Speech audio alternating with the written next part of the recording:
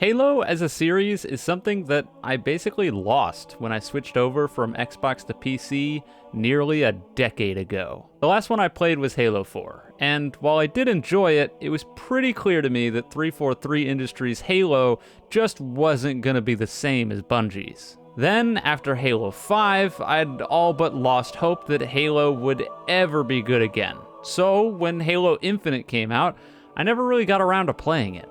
I heard all about the controversy when it came to multiplayer, and then heard that the campaign alone was going to be $60, and so even though Halo was on PC now, I just sort of skipped it and moved on. Now, 3 years later, and I finally got around to playing it. What can I say? Well... Yes! Yes! Yes! Welcome back, Chief. I've never been more happy to report that I loved this game. And for the first time ever, I really think that 343 is completely capable of making good Halo campaigns. And I honestly can't wait to see what they have in store for the next one. Now, of course, the game is not perfect and had its problems, but before the review even begins, I'll tell you that if you haven't played Infinite yet, I highly recommend it to any fan of the series, and honestly, really any fan of games in general. That being said, let's kick off this review. And we're going to be starting with...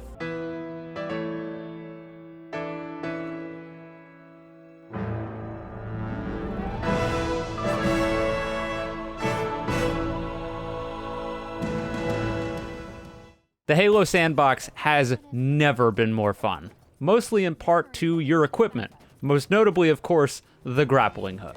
When people say you can make practically any game more fun by adding a grappling hook, they're not lying. And Infinite is a shining example of this. The grapple hook has a myriad of uses, from simple traversal to hijacking vehicles, closing gaps, stunning enemies, grabbing items, and the list goes on. I found the other pieces of equipment almost equally as invaluable, with maybe the exception of the scanner pulse. The drop wall was super helpful at bailing myself out of bad positioning where cover was sparse or just flat out unavailable, on top of making dealing with snipers significantly easier. And the thruster pack, when paired with the grapple, was unbelievably useful when dealing with melee enemies. Speaking of enemies, I think that the enemy variety was more than serviceable and consistently encouraged changing up your strategies and game plans in order to deal with each situation as it evolves. Naturally, the general Halo rules of thumb still apply. Energy weapons are good against shields, and precision weapons one-tap unshielded heads. That being said, it's the different types of weapons and how each of them factors into how you approach a combat encounter that really matters. If you pair up a shock rifle with a battle rifle, you can melt shields and tap heads pretty easily at range, but it runs at the cost of the shock rifle ammo tending to be relatively rare compared to other more common weapons, and a pretty rough disadvantage against shield enemies up close. On the flip side, if you're running a commando and a pulse carbine, you can melt shields up close with a full auto precision weapon as a backup, but it's at the detriment of your long-range capabilities, especially against anything with a shield. Those are just two examples of literally hundreds that all vary depending on what you fight, where you fight it, what you have available, and most importantly, how you want to play. That being said, while a lot of the common weapons in the game were great and either encouraged variety or directly punished you by forcing you to use weapons that you didn't want to use because you weren't careful with your ammo and your better weapons, I feel like Infinite really dropped the ball with certain weapons.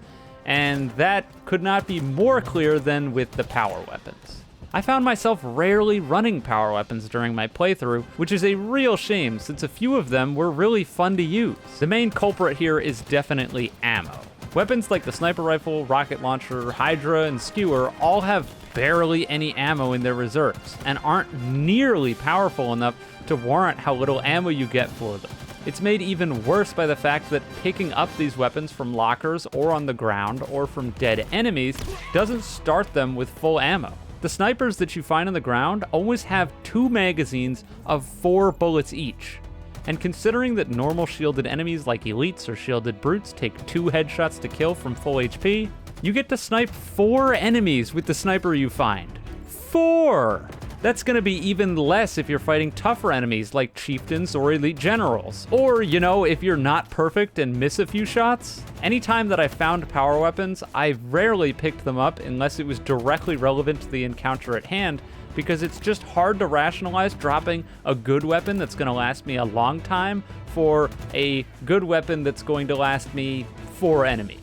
And the last note on the weapons front is that some weapons just sort of felt like they had no place in the sandbox. The assault rifle, heatwave, cinder shot, and bulldog shotgun overall just felt completely useless, both in the hands of the AI and in the hands of myself. These weapons might have sucked solely because I was playing on legendary difficulty, but I kinda doubt it, considering that most of the time when I saw AIs with these weapons, I just wouldn't worry about them, especially the brutes with the shotguns. Like, I just write them off as pretty much a non-threat, and that just doesn't feel right. On the topic of legendary, let's jump over to the difficulty.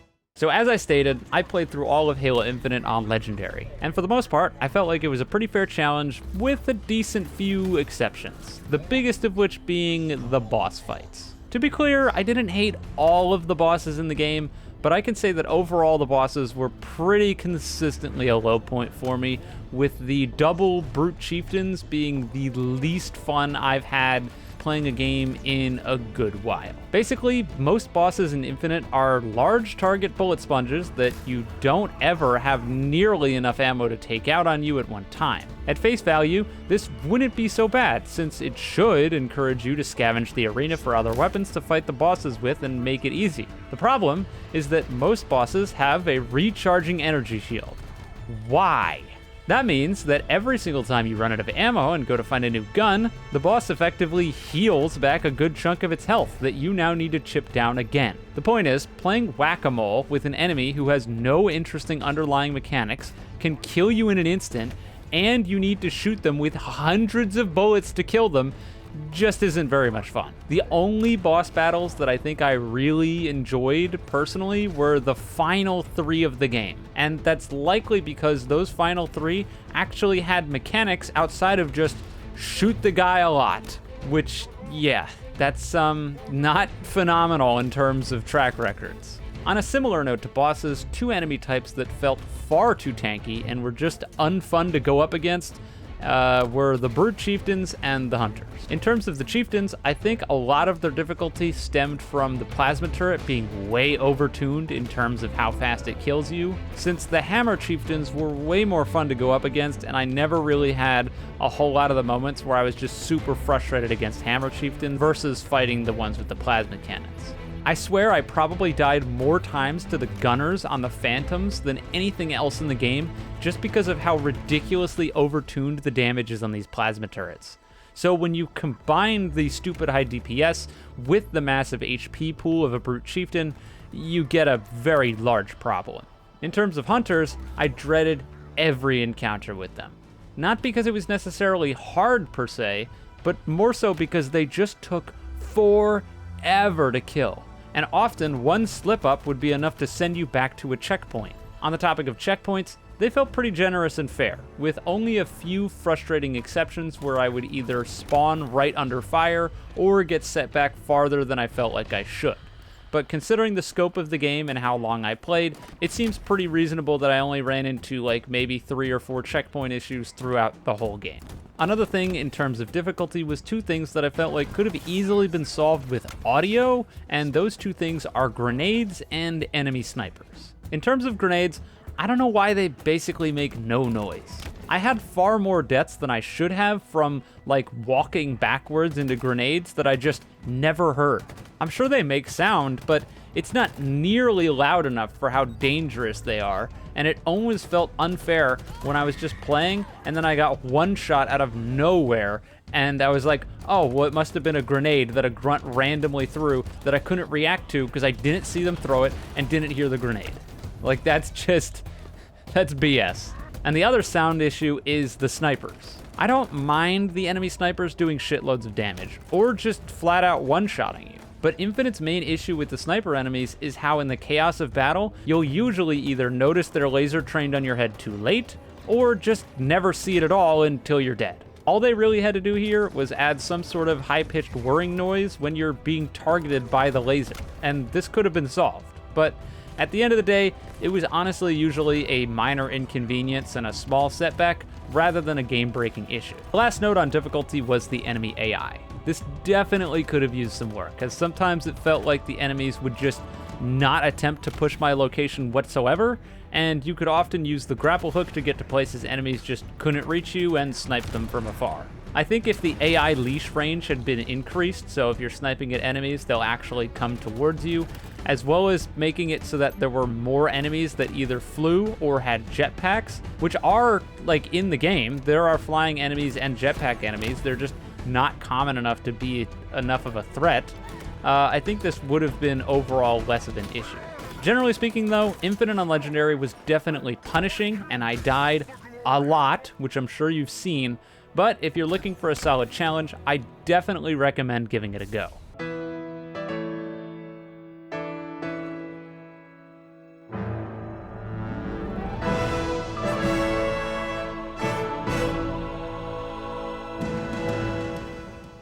I haven't looked too far into how other people feel about Halo Infinite, just a little bit of dabbling here and there, but what I do know is that a big criticism people had of it was the open world.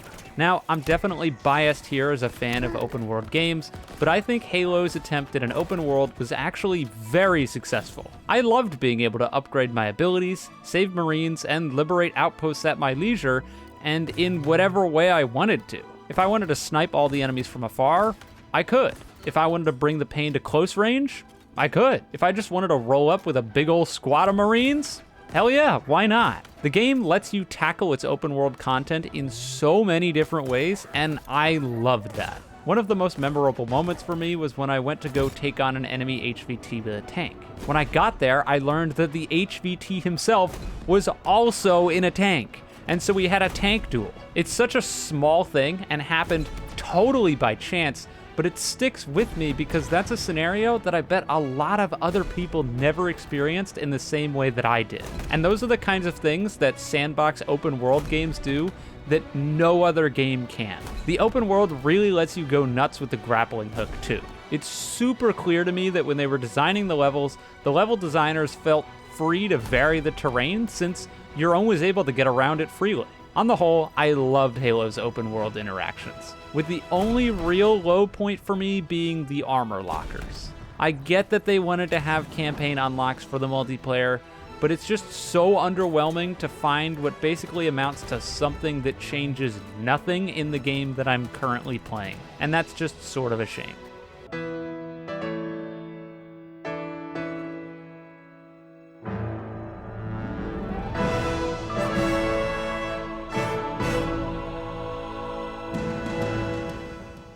They nailed the music, plain and simple.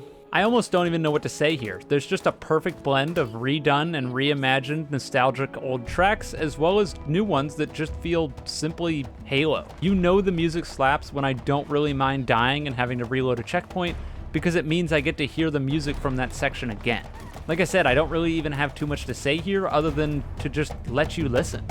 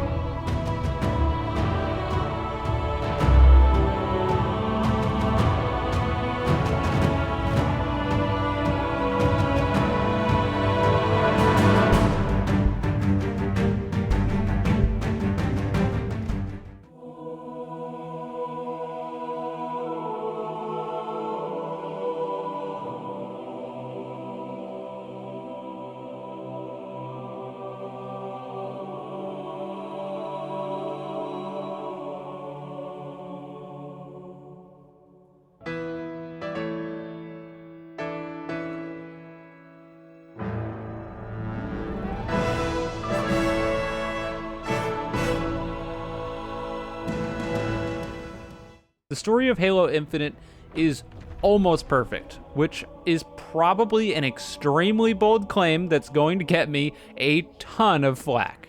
I say it's almost perfect because if I were in 343's shoes after Halo 5's campaign, I don't know what the fuck I'd do to try to fix all of that shit.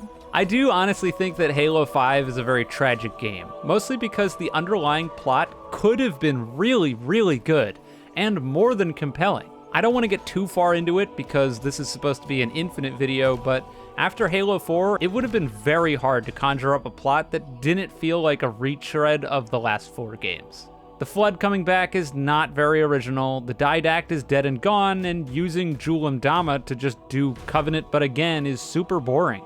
So with all those things being considered, I actually really like what they tried to do, it's just that their execution was horrible. It wouldn't have even taken that much changes. If the plot to Halo 5 was just Cortana is evil now, but it's not totally her in control, so now we need to go figure out how to save her, rather than whatever the hell we got with Locke and all that crap, and Cortana just being the bad guy now, I think it could have worked really, really well. But the reality is we didn't get that. And so I'm glad that 343 decided to just basically go scorched earth with a lot of the stuff from 5 without totally screwing everything up.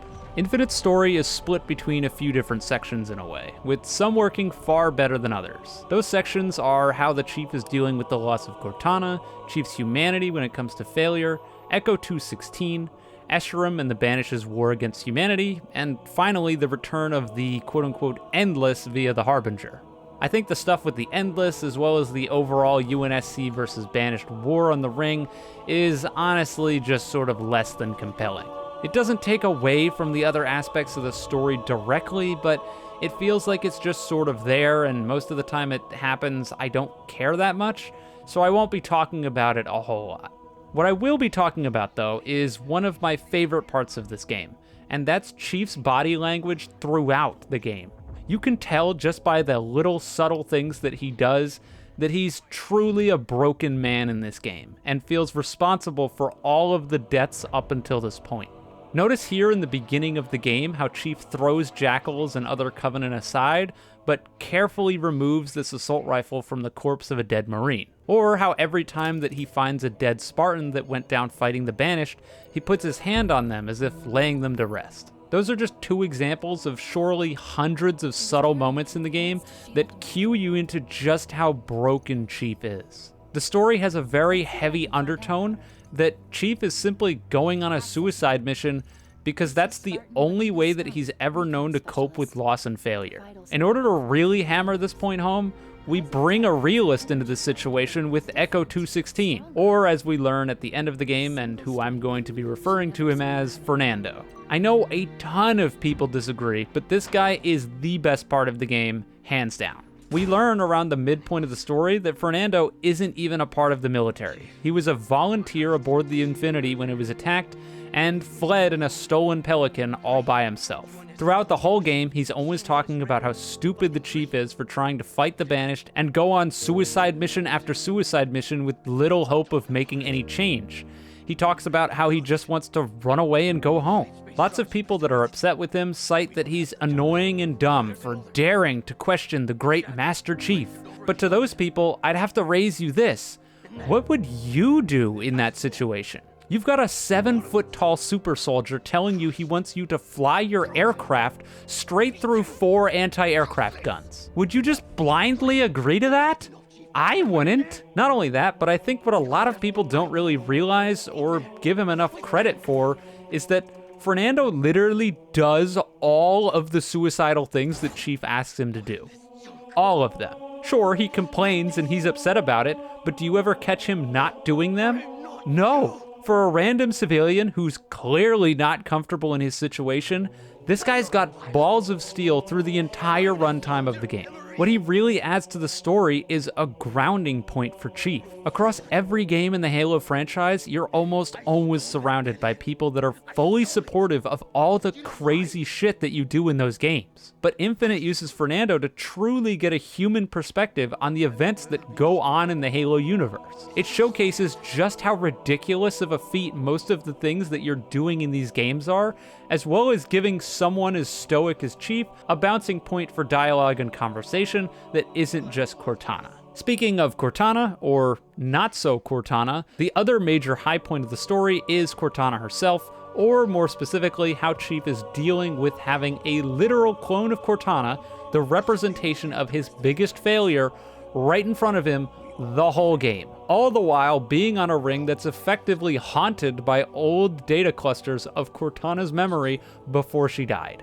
Chief is very upfront about his distrust of the weapon, but whenever he's questioned by her on this, he always refuses to tell her why. As players of the previous games, we know why Chief doesn't trust her, of course, but as a naive program who was made with the sole purpose of killing Cortana and then being deleted, she doesn't understand anything. I think the great thing about the dichotomy between Chief and the weapon is that their outlooks on life are actually very similar when it comes to fighting against the odds and knowing that it's basically either we fight and die here or we run and everyone dies later. As well as the fact that when the weapon learns what she really is, she's completely willing to sacrifice herself in order to prevent another Cortana situation, which is also something that Chief would obviously do. And it's super interesting because these mindsets clash directly with Fernando's, and yet Fernando and the weapon get along way better with each other than they do with the Chief. Either way, there's so much more to say here, but I don't want the video to be 3 hours long, so the point is, I think the story was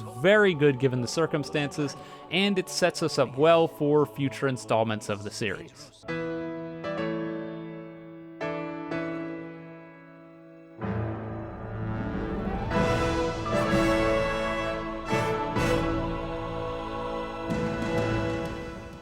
So here we are, the score. And really, the score for Infinite is hard, because I don't want to judge it based on the merits of it finally being the first hit after several misses from 343 Industries when it comes to Halo, but on the flip side, I think it's probably the most I've ever enjoyed a Halo campaign. Considering everything, I think I have to give Halo Infinite a very high 9 out of 10. I think if the story managed to land on every front, the AI was a bit better, and those boss fights had been scaled back or just cut entirely, this could have been a 10 out of 10 game. But unfortunately, it falls just short of that. It's about as far from a bad game as you can get though. So if you have the capabilities, do yourself a favor and pick this one up. If you're someone like me who was waiting for a sale because you weren't sure if you'd get your money's worth, I clocked in around 16 hours during my playthrough, so it is definitely worth the $60 asking price. Of course, it took me a bit longer because I got a lot of the collectibles, I explored almost all of the open world that was available to me, and was also playing on Legendary, so I died a lot, but still, 16 hours is a good amount of content for a $60 game. Anyways, that's all from me. If you enjoyed the video, you can of course subscribe and do all that kind of stuff. If you didn't, don't, and let me know in the comments why. But with all that stuff being said, I'm done here, so have a wonderful day or night wherever you are, and I'll see you guys on the next one.